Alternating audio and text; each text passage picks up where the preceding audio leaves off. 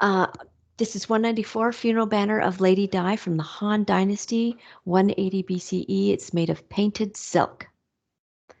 The context is in the Han Dynasty, uh, unlike the Qin Dynasty with Chen Shi Huangdi, um, the Han used Confucianism.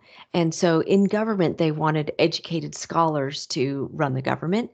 And Lady Di here, her husband was an educated um, government official.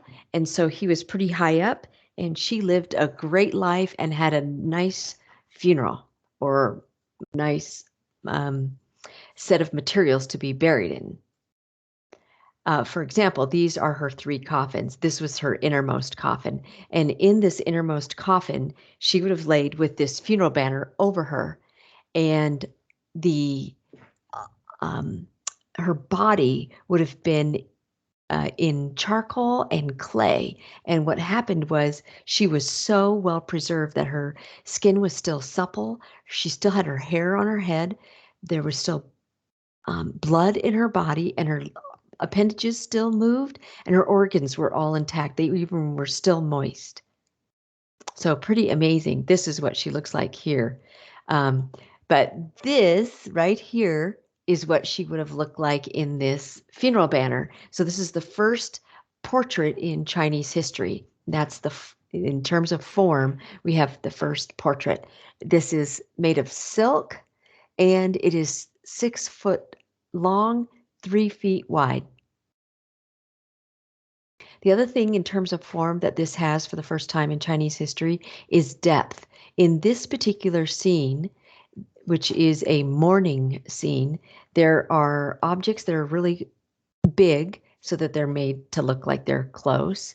And then in the back, there are similar like food vessels that are made much smaller, so it looks like there's depth here. These front vessels would have held wine. And then the other thing done to show depth is that the figures painted here are overlapping on this side, and they're overlapping over here. So we have a portrait and we have depth. Then in terms of content, there are 4 registers that tell the story of Lady Di's movement from this world into the heavenly realm.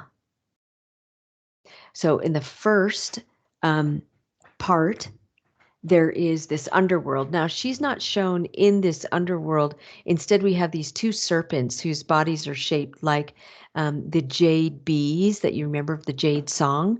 So that's here in the underworld. And then there's this really muscular figure here that's holding up the human realm.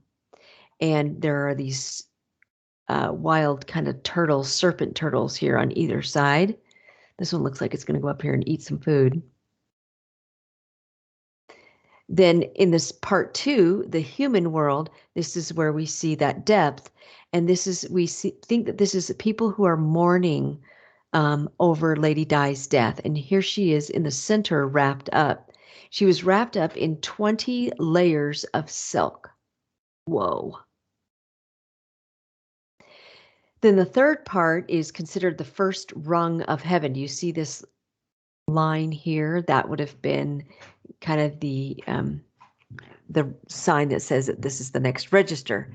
And here is Lady Di standing here in this first rung of heaven. And we think these people standing around her, she's got 5 attendants here, or 3 attendants behind her, and these 2 people might be representatives from the heavenly realm. Not sure on that.